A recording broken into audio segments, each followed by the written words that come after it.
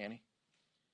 There are so many things that Democrats are trying to respond to, from Trump's executive actions to Elon Musk's Doge efforts. I know there's a new task force that Leader Jeffries announced yesterday. How is the caucus deciding what to respond to and what not to? And is it difficult to make that decision? Well, in any environment when there's so much chaos and confusion, you saw that from, the press conference right before us, right?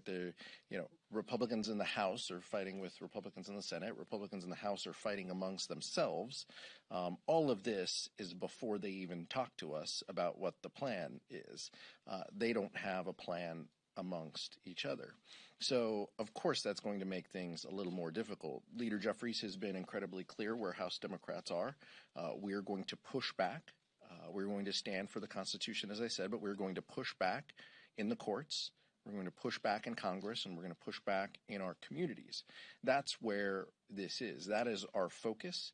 We understand that people have strong feelings about this. We do as well.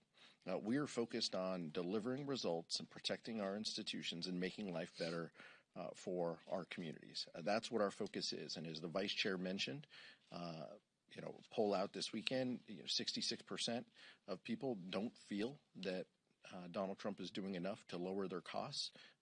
We are speaking to those folks. We are speaking to the gas prices, the grocery prices, the rent, and the unaffordability crisis that is out in the country.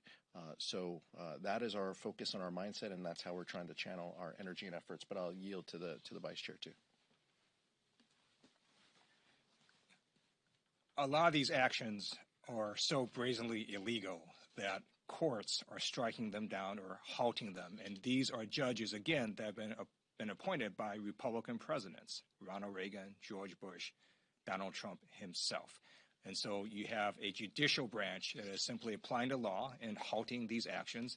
And then there's a legislative strategy that Leader Jeffries has set out, as well as a mobilization strategy.